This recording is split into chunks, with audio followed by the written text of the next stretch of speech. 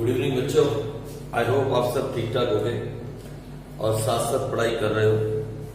हम आज chapter number 4 start करने वाले हैं। चैप्टर नंबर 4 जिसका नाम है methods of calculating national income.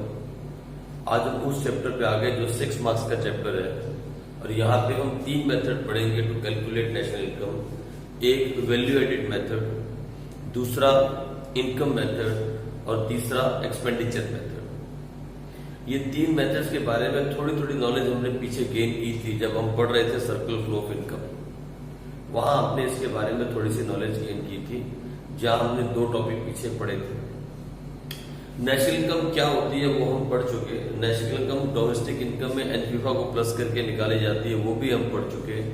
लेकिन नेशनल इनकम निकालने का जो 3 डिफरेंट मेथड हैं, अब हमें उन्हें प्रैक्टिकल सीखना है। लेकिन प्रैक्टिकल मेथड पे जाने से पहले आपको इसके बारे में थोड़ी सी नॉलेज होना जरूरी है कि ये मेथड है क्या। तो सबसे पहला मेथड जो हम आज करने वाले हैं वो है वैल्यू एडेड मेथड। मैं सीधा आपको प्रैक्टिकल पे लैंड नहीं करवाना चाहता, मैं चाहता हूं कि थोड़ा सा आपको इसके बारे में थ्योरी बताऊं, क्योंकि कभी कभी बहुत कम चांस ऐसे होते हैं कि इसमें प्रैक्टिकल ना आके आपसे पूछ लेंगे what are the precautions to be kept in mind while calculating the national income by value added method. ऐसा पूछा जा सकता है और ऐसा पूछा भी गया है बोर्ड के एग्जाम में। ऐसा 1 से 2 बार पिछले 10 साल में हुआ है।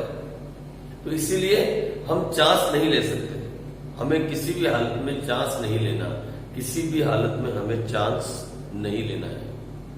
तो इसलिए हम थोड़ी सी थ्योरीज की पढ़ेंगे। सबसे पहले जो आज हम पढ़ने वाले हैं वो है मेथड कौन सा? Value added method. सर कितने मेथड होते हैं? अरे 3 मेथड होते हैं, वैल्यू एडिशन मेथड, दूसरा इनकम मेथड और एक्सपेंडिचर मेथड। कोई भी आगे पीछे बोल सकते हैं आप, ठीक है। तो लो, वैल्यू एडिड मेथड के अंदर जो मैं आपको पहले बताना चाहता हूं कि what is the meaning of value added. पहले इसका मतलब क्या है, फिर what are the precautions to be taken while calculating national income by value added method. हमें क्या क्या प्रिकॉशंस लेने हैं, क्या क्या सावधानियां हमें बरतनी है। और तीसरा, what is the problem of double counting. And then number 4, what are the steps to calculate national income by using value added method. तो 4 चीजें हम करने वाले हैं, meaning, precautions, problem of double counting and the steps. मतलब कुछ भी इसमें याद करने वाला नहीं है, समझने वाली बात है। तो सबसे पहले टाइम वेस्ट न करते हुए मैं इसके मीनिंग पे जाऊं। What is the meaning of value added? अगर सिंपल भाषा में मैं बात करूं ना, बिल्कुल सिंपल लैंग्वेज के अंदर, वैल्यू एडिड क्या है? मान लो आपकी ब्रेड बनाने की फैक्ट्री है, यू प्रोड्यूस ब्रेड। ऐसा मान लो कि आप ब्रेड प्रोड्यूस करते हो। ब्रेड बनाने के लिए क्या चाहिए? सर फ्लोर चाहिए, व्हीट फ्लोर, आटा चाहिए। अब आपने जब ब्रेड बना लिया तो आपको आटा चाहिए। आटा आप किससे खरीदने वाले हो? सर मिलर से। मिलर बोले तो मतलब आटा चक्की वाले जो आटा पीसते हैं, उनसे आपने आटा परचेज किया। आपने 500 रुपए का आटा मिलर से परचेज किया और उससे क्या बनाई? ब्रेड बनाई। और ब्रेड बना के वो ब्रेड 700 रुपए में बेच दी। तो मुझे बताओ, आपने सही मायने में कितनी वैल्यू एडिशन की? How much value you have added to the intermediate goods. वो जो इंटरमीडिएट आपके गुड्स थे, मतलब वो जो आटा था वो रॉ मटेरियल था, जिसे हम इंटरमीडिएट गुड्स कहते हैं। उस रॉ मटेरियल को आपने जब बना के बेचा तो कितनी वैल्यू ऐड की? सर 200 रुपए, 200 रुपीज। सर 200 रुपए हमने ऐड किए। टोटल सेल आपने कितने की? सर टोटल सेल हमने 700 रुपए की। लेकिन उस 700 में से आपका खर्चा कितना था? सर 500 रुपए का खर्चा था, हमने 500 रुपए का आटा परचेज किया था। तो 700 में से अगर मैं 500 रुपए के इंटरमीडिएट गुड्स निकाल दूं तो आ गया value added. That is the value you have added in the economy, in the flow of the economy. आपने 200 रुपए की वैल्यूएशन की है। और आप ही की तरह जब हम सारी फॉर्म्स, टोटल सारी forms of all the sectors, sir कौन से सेक्टर्स? अरे 3 सेक्टर्स होते हैं ना, प्राइमरी सेक्टर होता है, सेकेंडरी सेक्टर होता है, फिर सर्विस सेक्टर, आपने पढ़ा होगा बहुत बार। तो सभी सेक्टर्स में जितने भी फॉर्म्स हैं, अगर हम सारी फॉर्म्स ने जितनी वैल्यू ऐड की है एक अकाउंटिंग ईयर के अंदर, उसको प्लस कर दें तो फिर आ जाएगी national income by value added method. बोलो ना, कहां से हार्ड है? आपकी ब्रेड बनाने की फैक्ट्री थी, ब्रेड बनाने के लिए आपने आटा परचेज किया और उस आटे को परचेज करके आपने ब्रेड बनाई। सर आटा 500 का आया, ब्रेड आपने 700 की बेची, तो कितने की वैल्यू एडिशन हुई? 200 रुपए की। कैसे पता लगा? Total sale minus intermediate goods, total sale minus intermediate goods, जो खर्चा आपने इंटरमीडिएट गुड्स पे किया, तो क्या आ गया? वैल्यू एडिड आ गई। और ऐसे ही आपकी तरह अगर हम सभी फैक्ट्रीज को जोड़ दें, सभी फर्म्स को जोड़ दें, तो क्या आ जाएगा? Value added by the country. एक कंट्री के द्वारा, सभी फर्म्स के द्वारा जितनी भी वैल्यू एडिशन हम करेंगे उसको हम प्लस कर देंगे, तो क्या आ जाएगा? नेशनल इनकम आ जाएगी। कितना सिंपल है। तो इस पर रेक्टिफिकेशन क्या करनी है? सर फिर प्रिकॉशंस क्या लेनी पड़ती हैं? हाँ, कुछ प्रिकॉशंस हैं, कुछ बातें हैं जो हमें दिमाग में रखनी है while calculating national income by value added method. Sir ये प्रॉब्लम ऑफ डबल काउंटिंग क्या है, मैं बताऊंगा कहाँ ये प्रॉब्लम आ सकती है। ठीक है, आ जाओ फटाफट से देखते हैं। सबसे पहले मीनिंग ऑफ वैल्यू एडिड, क्या मतलब है वैल्यू एडिड का? तो देखो, value added refers to, simple language है, to the addition of value, addition of value to the raw material. मतलब हमने रॉ मटेरियल कितने का लिया था? 500 का, उस पर कितना वैल्यू ऐड की थी? 200 रुपए। ये देखो, value added refers to the addition of value to the raw material, मतलब intermediate goods, by a firm by doing its productive activities. Production के दौरान प्रोडक्शन एक्टिविटीज को करते हुए जो 500 रुपए का आटे से आपने 700 रुपए की ब्रेड बना के बेची, तो आपने कितना वैल्यू एडिशन किया? सर 200 रुपए। बस उसी को हम बोलते हैं वैल्यू एडिड। यही बोल रहा है, देखो, value added refers to the addition of value to the raw material. Raw material कितने का था? 500 का, और कितना एडिशन कर दिया? सर 200। और टोटल सेल कितने की हो गई? सर 700 रुपए की। ये देखो, value added refers to the addition of the value to the raw material means intermediate goods by a firm, किसी भी एक फर्म के द्वारा, by doing its productive activities, that is called value added. और कुछ अच्छी अच्छी बातें इसमें, it is the contribution, it is the contribution, it is the contribution of a firm to the current flow of goods and services. यानी आपने 200 रुपए की वैल्यू एडिशन की किसके अंदर? मार्केट के अंदर। You have added the value of 20 rupees in the market, in the flow of goods and services in the market. ठीक है, सिंपल है। उसके बाद every individual firm adds a certain value to the products which it purchased from some other firm as intermediate goods। Her firm जो है, जो भी business करती है, वो कुछ ना कुछ तो खर्चा करती है। जैसे आप अगर ये पेन प्रोड्यूस कर रहे हो तो इसका रॉ मटेरियल कहीं से परचेज कर रहे होगे, और जितने का रॉ मटेरियल परचेज करोगे उतने में तो ये पेन नहीं बेचोगे, इसमें कुछ वैल्यू एड तो पक्का करोगे। सो एवरी फर्म, ये देखो, every individual firm adds certain value to the products. हर एक फर्म कुछ ना कुछ वैल्यू ऐड करती है अपने प्रोडक्ट्स को। कौन से प्रोडक्ट्स को? which it purchased from some other firm as intermediate goods। जो भी रॉ मटेरियल एक फर्म परचेज करती है किसी और फर्म से, उसमें कुछ वैल्यू एडिशन करके उसे मार्केट में बेचती है। करती है ना? हाँ सर, हाँ करती है। उसके बाद when value added by all the firms is summed up, जब हम सभी value added by all the firms का टोटल कर दें, we get national income। हमें नेशनल इनकम मिल जाती है। फॉर्मूला मैं बाद में बताता हूँ, लेकिन अभी फिलहाल हम इसको पढ़ रहे हैं। फॉर एग्जाम्पल, मैंने सेम एग्जाम्पल दिया। देखो एग्जाम्पल क्या दिया? Suppose a baker need only wheat flour to produce bread. क्या बनाता है वो? ब्रेड बनाता है, और उसको क्या चाहिए? व्हीट फ्लोर चाहिए। So he purchases flour as input from the miller. कहां से परचेज किया उसने? आटा चक्की वाले से। कितने में परचेज किया? इन ₹500। कितने रुपए में परचेज किया? Sir ₹500। And by doing its production activities convert the wheat flour into bread. और उसको किसमें कन्वर्ट कर दिया? Convert the flour into bread. आटे को ब्रेड में चेंज कर दिया। And sell it in the market in ₹700। और मार्केट में कितने का बेच दिया? सर 700 रुपए का। कितने का बेचा? सर 700 का। So in the above example, wheat flour is an intermediate good. Wheat flour क्या है? Intermediate good. आपने पढ़ा था ना, what is the meaning of intermediate goods? The goods which are used for further production या in production. आपने पढ़ी थी ना बात? हाँ सर पढ़ी थी।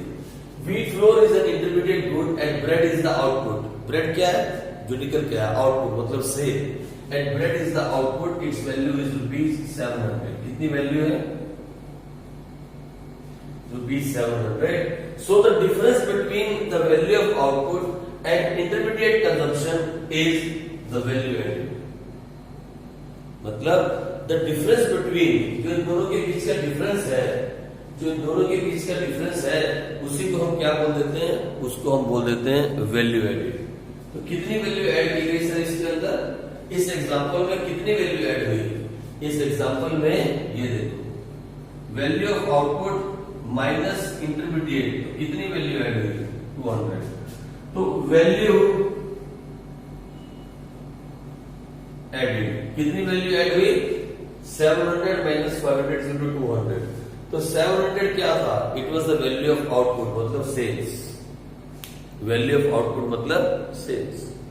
क्या सर सारा का सारा माल बिक जाता है? कभी ऐसा भी हो सकता है कि माल ना बिके, कभी ऐसा भी तो हो सकता है कि माल ना बिके और कुछ हमारे स्टॉक में रह जाए। मान लो हमने आटा लिया 500 का और ब्रेड बनाई 700 रुपए की, उसमें से 600 की बिक गई और 100 भी हमारे स्टॉक में ही पड़ी है, फिर क्या होगा सर?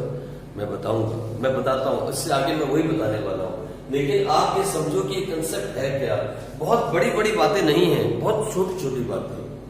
बस आपको दिमाग में क्या लाना है, इंटरमीडिएट गुड क्या होते हैं, जिनको यूज करके आप प्रोडक्शन कर रहे हो, आपका रॉ मटेरियल।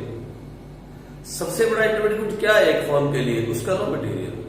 अगर इंटरमीडिएट गुड्स, अगर ये आटा ना होता तो क्या ये ब्रेड बनती? नहीं सर, नहीं बनती। और उसने किस पे वैल्यू ऐड की? He has added the value on intermediate goods. 500 रुपए का आटा लिया, उस पर वैल्यू एडिशन की, मतलब उसकी ब्रेड बनाई, उसे 700 में बेच दिया। तो कितने की वैल्यू ऐड की सर? 200 रुपए की। उस वैल्यू ऐड को हम जब सारी फॉर्म की वैल्यू पे ऐड कर देंगे पूरी एक अकाउंटिंग ईयर के अंदर, तो बन जाएगी नेशनल इनकम। सर आ गया सर, समझ आ गया। तो आप लिख लो इसको, मैं अभी आगे और लिखवाता हूं इसकी precautions of a problem of double counting. अभी इसमें भी मैं आगे थोड़ा सा और लिखवाऊंगा, क्योंकि ब्लैक बोर्ड में इतनी ही जगह थी, आप इसे नोट डाउन कर लो, फिर मैं आगे और लिखवाता हूं।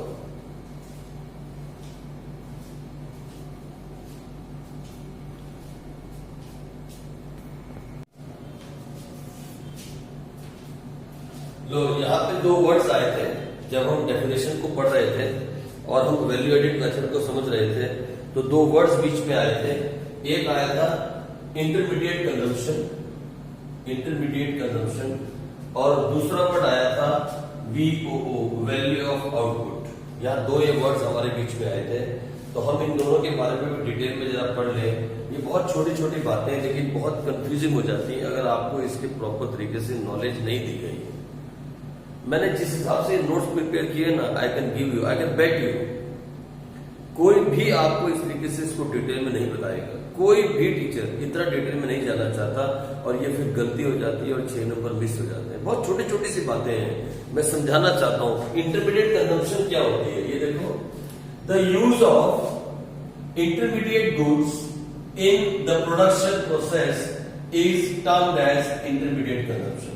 मतलब जितना भी हमने गुड्स का यूज किया और the amount we have bought to buy the intermediate goods, the amount we have paid to buy the intermediate goods, जब हम उस सबको जोड़ देते हैं तो आ जाता है इंटरमीडिएट कंजम्पशन एक्सपेंडिचर।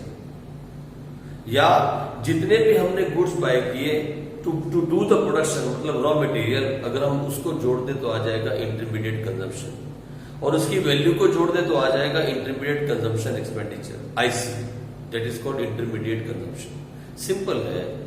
अगर आपने मान लो 5,000 रुपए की ब्रेड बेची, एक बार 500 का आटा लिया, फिर 200 का आटा लिया, फिर 500 का आटा लिया, सबको जोड़ दोगे तो क्या आ जाएगा? Intermediate consumption expenditure. जितना पैसा आपने रॉ मटेरियल मतलब इंटरमीडिएट गुड्स पे खर्च किया, अगर उसे जोड़ दोगे तो क्या आ जाएगा? Intermediate consumption expenditure. सिंपल है। आओ आगे चले। फिर यहाँ कुछ नोट करने वाली बात है, सच्ची में बहुत इंपॉर्टेंट बात है, बहुत इंपॉर्टेंट। सर ये उंगली कैसी है? आप अभी कलर भर के इस पर टाइम पास मत करो सर, मैं टाइम पास नहीं कर रहा हूँ, मैं आपको बताना चाहता हूँ कि कितनी इंपॉर्टेंट बात है। सर आप बात बताओ ना, इससे क्यों ऐसे कर रहे हो आप? ये लाल रंग मत भरा करो आप सर, अरे खून भी तो लाल रंग का होता है, इसीलिए। सर ये उंगली पे चोट लग गई क्या? अरे मेरी ड्राइंग बहुत अच्छी है, इसीलिए ऐसे होती है। ये देखो, यहाँ नोट करने वाली बात है, एक इंपॉर्टेंट नोट है जो आप लिख लो। If intermediate consumption is given in the question then we do not consider imports. अगर हम हमारे क्वेश्चन के अंदर सीधा सीधा इंटरमीडिएट कंजम्पशन गिवन है तो हम इंपोर्ट्स को कंसीडर नहीं करते। मतलब इंपोर्ट ऑफ रॉ मटेरियल को फिर हम कंसीडर नहीं करते अगर सीधा सीधा हमारे क्वेश्चन के अंदर इंटरमीडिएट कंजम्पशन गिवन है। सर कैसे? तो मैंने आपको समझाने के लिए 3 छोटे छोटे क्वेश्चन बनाए हैं। पहले वाले क्वेश्चन के अंदर ये देखो, फर्स्ट क्वेश्चन के अंदर हमें गिवन है इंटरमीडिएट कंजम्पशन और साथ में गिवन है इंपोर्ट्स। आपसे कहा कैलकुलेट इंटरमीडिएट कंजम्पशन एक्सपेंडिचर, तो कितना आएगा? सर द आंसर इज 1200, क्योंकि हम इसे कंसीडर नहीं करेंगे, आपने अभी अभी कहा। ठीक है जी। दूसरे केस में, सेकंड केस में दिया है purchase of raw material by domestic form. कौन सी फॉर्म? Bye domestic form. आपको दिख रहा है ना? हाँ सर देख लेंगे, मुश्किल में देखेंगे पर देख लेंगे। Purchase of raw material by domestic form. Domestic मतलब घर के जो घरेलू फॉर्म है उनसे हमने रॉ मटेरियल लिया कितने का? 1200 और इंपोर्ट्स गिवन है ₹300। क्या आपको क्वेश्चन में इंटरमीडिएट कंजम्पशन या purchase of raw material given है? हाँ sir purchase of raw material तो गिवन है, लेकिन बाय डोमेस्टिक फॉर्म, तो टोटल गिवन नहीं है ना इसका मतलब। हाँ सर, तो इस केस के अंदर इंटरमीडिएट कंजम्पशन कितना आएगा? सर 1500। याद रखना purchase of raw material given नहीं है, purchase of raw material by domestic form given है। ये देखो, इसे अंडरलाइन कर लो, by domestic domestic domestic form form form form. तीसरा वाला केस, एक और केस, purchase of raw material given है, कुछ नहीं बताया डोमेस्टिक है क्या है, बस purchase of raw material given है कितना? 1200। इंपोर्ट्स भी गिवन है कितने? 300। आपसे कहा कैलकुलेट करो इंटरमीडिएट कंजम्पशन, तो भाई आंसर आएगा 1200। क्या आंसर आएगा? 1200। इस केस में भी हम इसे इंपोर्ट को कंसीडर नहीं करेंगे, क्योंकि हमारे पास सीधा सीधा लिखा है परचेज ऑफ रॉ मटेरियल। इसका मतलब ये हुआ ऑन एंड ऑन, अगर क्वेश्चन में purchase of raw material given है या इंटरमीडिएट कंजम्पशन गिवन है तो हम इंपोर्ट्स को कंसीडर नहीं करते। लेकिन अगर purchase of raw material only by domestic form given है और साथ में इंपोर्ट्स भी गिवन है तो फिर हम इंपोर्ट्स को भी कंसीडर करेंगे। सर इस केस में अगर इंपोर्ट ना होता तो फिर इंटरमीडिएट कंजम्पशन क्या होता? सिंपल 1200। एक ही केस तो है जहां डोमेस्टिक फॉर्म का गिवन है। सर बाई चांस अगर इस केस के अंदर इंपोर्ट नहीं होता तो फिर हमारा आईसी इंटरमीडिएट कंजम्पशन कितना आता? 1200 आता, सिर्फ 1200, 1500 नहीं होता। यहाँ तो इंपोर्ट हमने इसलिए ऐड किया क्योंकि ये purchase of raw material by domestic form given था। आप समझ गए? तो 3 तरह की प्रॉब्लम आपको घुमा सकता है while doing the practical question. Practical question में आपको घुमाने के लिए ऐसा भी आ सकता है, इंटरमीडिएट कंजम्पशन के साथ वो खेल सकता है इन वैल्यू एडेड मेथड, और कहीं नहीं आपको फंसा सकता। विश्वास मानो वैल्यू एडेड मेथड के क्वेश्चन में आप कहीं भी नहीं फंसोगे। सिर्फ और सिर्फ अगर आप कहीं फंस सकते हो तो वो इसी तीनों केस के अंदर। और मैंने इन्हीं तीनों प्रॉब्लम्स को छोटे छोटे केस में आपके लिए डाल दिया ताकि आप जब इसे एक बार ख्याल से पढ़ लो तो फिर आपको किसी भी हालत के अंदर यहां वहां झांकने की जरूरत ना पड़े। आप मेरी बात रोज सुनते हो ना, हम 100 मार्क्स के लिए पढ़ रहे हैं। We are studying for 100 marks. विश्वास मानो, और मैं आपको गारंटी देता हूं, हर बार जब भी मैं आपके साथ क्लास में मिलता हूं मैं आपको गारंटी देता हूं, we have to get 100 marks. कोई भी टीचर कहे मार्क्स की कोई वैल्यू नहीं, मार्क्स से कुछ नहीं होता, नॉलेज से सब कुछ होता है। अरे मार्क्स तभी आएंगे जब नॉलेज होगी। मैं आपको मार्क्स नॉलेज के साथ गेन करने की बात करता हूं। मैंने आज तक कभी कहा ही नहीं कि रट्टाफिकेशन करो और मार्क्स ले आओ। वो जो रट्टाफिकेशन करके मार्क्स लाते हैं वो 12th क्लास तक ही ला पाते हैं, उसके आगे फिर वो हवा निकल जाती है। आप समझ रहे हो ना मेरी बात? सर हवा कैसे निकल जाती है? अरे छोड़ो ना, उसमें क्यों जाए, हम डॉक्टर थोड़ी हैं। तो आओ आगे चले, इधर देखो। फिर ये तो एक बात थी, क्या? Intermediate consumption.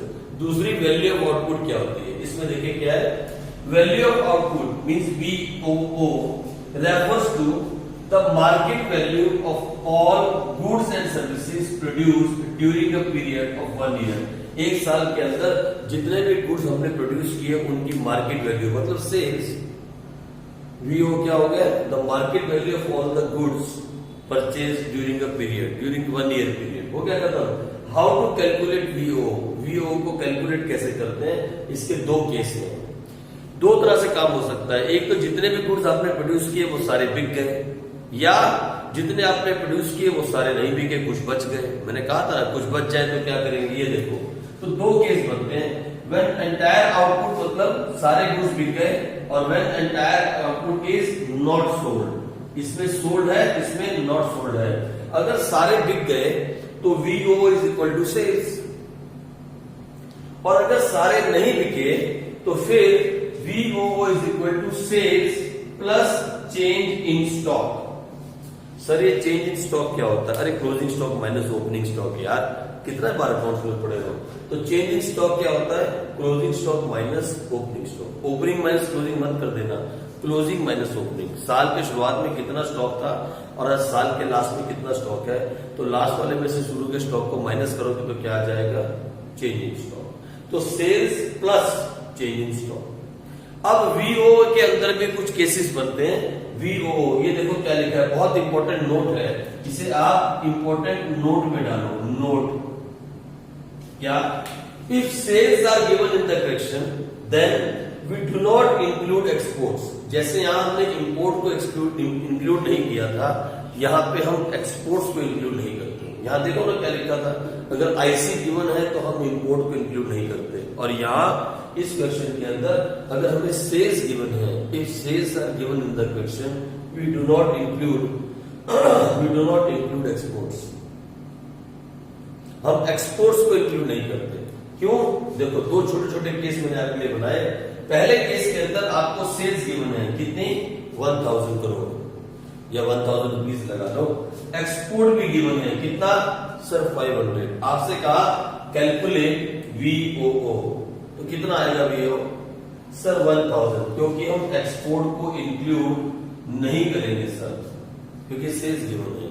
दूसरे वाले केस में आपके पास गिवन है डोमेस्टिक सेल्स, क्या गिवन है, डोमेस्टिक सेल्स, और साथ में गिवन है एक्सपोर्ट्स, क्या गिवन है, एक्सपोर्ट्स। अब आपसे पूछा कैलकुलेट करो VOO, सर अब VOO आएगा 1500, 1500। क्यों, अब VO 1500 क्यों आएगा, क्योंकि सर वो डोमेस्टिक सेल गिवन थी, वो सेल्स नहीं थी, डोमेस्टिक सेल थी। हो सकता है कुछ हमने अपने घर में बेचा, डोमेस्टिक बेचा, और कुछ हमने एक्सपोर्ट किया, वो भी तो हो सकता है ना, हाँ हो सकता है। इसीलिए जब डोमेस्टिक सेल गिवन है we have to consider the exports. अगर सिर्फ सेल्स गिवन है then we do not consider exports. Sale का मतलब है उसमें ऑलरेडी एक्सपोर्ट्स इंक्लूडेड है, तभी तो सेल्स आया। सेल्स मीन्स उसमें एक्सपोर्ट्स ऑलरेडी इंक्लूड है, तो हम फिर इस केस में एक्सपोर्ट्स को इंक्लूड नहीं करते। आप अगर कहीं फंस सकते हो वैल्यू एडेड मेथड में, तो इन छोटी छोटी दो बातों में, यहां ये छोटे छोटे 3 केस या फिर ये 2 केस, और आप कहीं नहीं फंसते हो। मैं आपको फंसने नहीं दूंगा।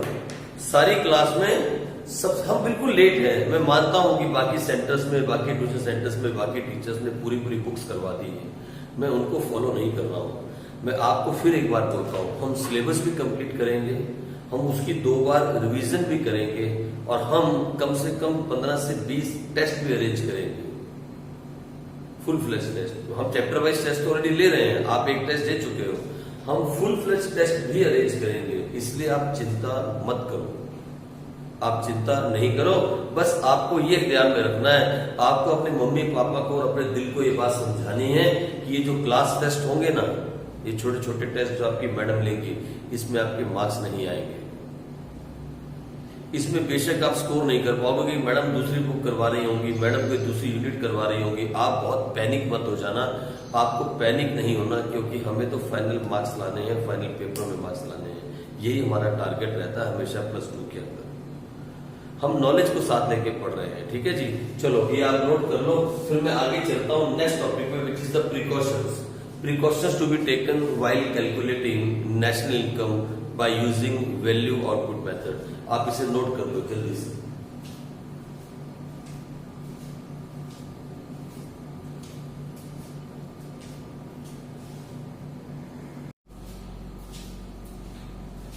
तो लो हम देखते हैं क्या क्या प्रिकॉशंस लेनी है, क्या क्या बातें हमें दिमाग में रखनी है while calculating the national income by value added method. मतलब प्रिकॉशंस क्या क्या चीजें हमें दिमाग में रखनी होगी, ज्यादा कुछ नहीं है। आप रट्टे मत लगाने शुरू कर देना। कोई भी ऐसी चीज जो करंट फ्लो के अंदर, current flow of goods and services को मार्केट में हिट करेगी, मतलब जिससे मार्केट में current flow of goods and services बढ़ेगा, वो इंक्लूड करेंगे, और जिससे नहीं बढ़ेगा वो इंक्लूड नहीं करेंगे। सिंपल सी बात में रखना। जिस चीज को हम मेजर कर सकते हैं, जिस चीज को हम नाप सके कि इससे वाकई मार्केट में कुछ current flow of goods and services बढ़ेगा, तो उसे नेशनल इनकम में ऐड करेंगे। जिससे नहीं बढ़ेगा, नहीं बढ़ेंगे। कोई भी प्रोडक्शन एक्टिविटी है, उससे बढ़ता है current flow of goods and services, उसे हम ऐड करते हैं। कोई एक्टिविटी ऐसी है जिसको मेजर नहीं कर सकते, उसको हम ऐड नहीं करेंगे। ठीक है जी। तो छोटी छोटी बातें हैं, ज्यादा डेटाफिकेशन वाला काम शुरू मत कर देना। Intermediate goods are not included in national income. हम जानते हैं इंटरमीडिएट गुड्स को हम ऐड नहीं करते, उसमें जो वैल्यू ऐड हुई है उसको हम ऐड करते हैं। मतलब हम सेल्स में से इंटरमीडिएट गुड को माइनस कर देते हैं, तो क्या निकल आता है? Value added. इंटरमीडिएट गुड्स को हम यूज करते हैं फॉर डूइंग प्रोडक्शन, उसे हम ऐड नहीं करते। किसमें? नेशनल इनकम में ऐड नहीं करते। ये हम पढ़ चुके हैं, इसमें क्या रट्टा मारना, छोड़ो आगे चलते हैं। Sales and purchase of second hand good is not included. अगर हमने कोई गुड्स, सेकंड हैंड गुड्स को बेचा है या खरीदा है, उसे हम इंक्लूड नहीं करते। क्यों? क्योंकि जिस साल वो बना था, जिस साल उसकी सेल हुई थी या जिस साल उसकी परचेज हुई थी, वो उसी साल रिकॉर्ड हो चुका होगा, तो डबल काउंटिंग हो जाएगी ना। तो इसीलिए हम कहते हैं क्या? Is not included. मैं 2 बार लिख दिया गया गलती से। हाँ, sales and purchase of second hand good is not included as they were included in the year, as they were included in the year in which they were purchased।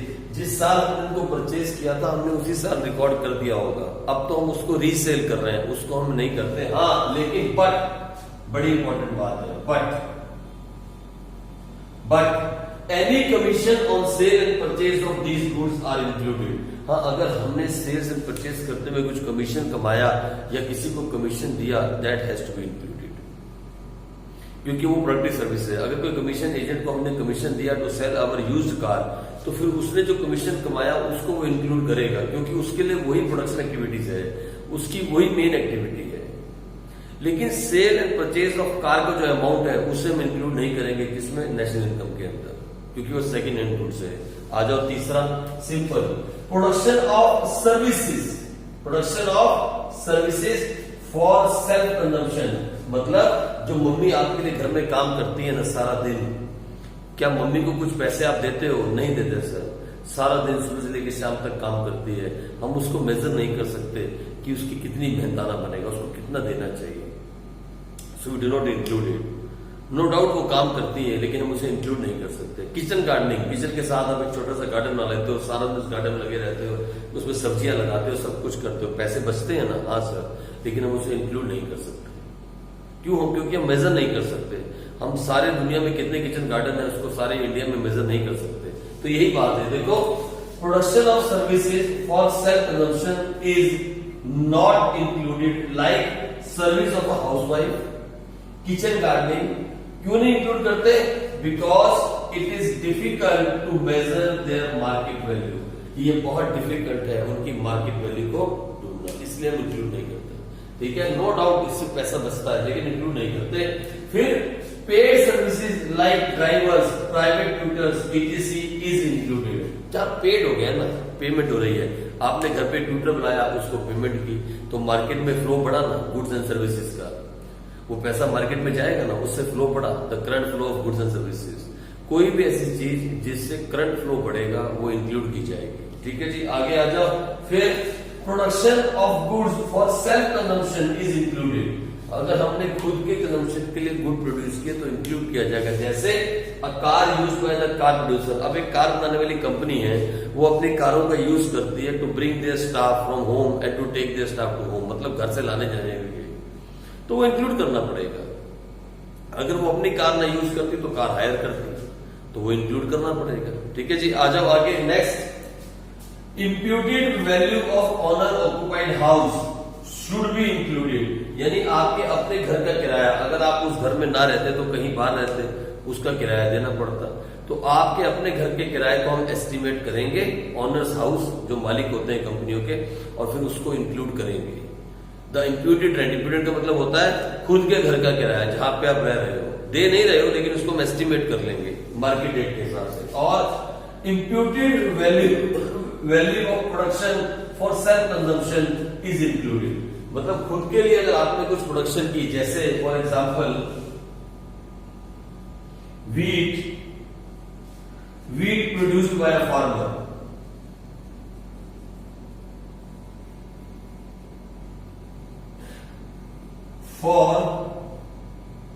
for his family,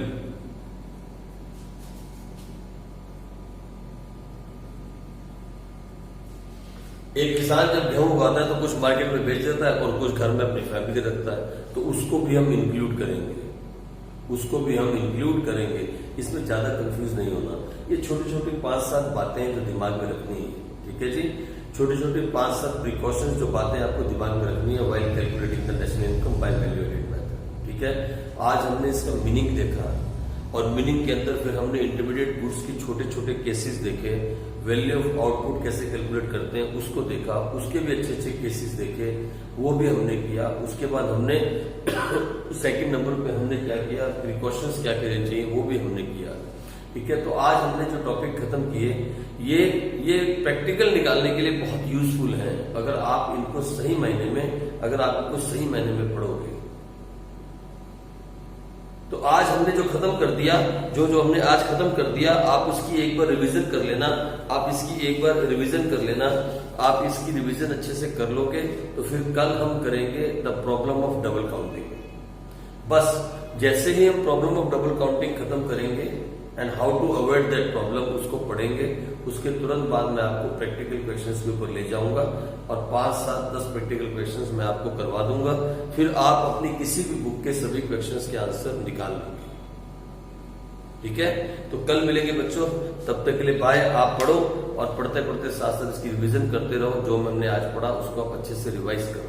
ठीक है जी, तब तक के लिए bye बच्चों, कल मिलेंगे।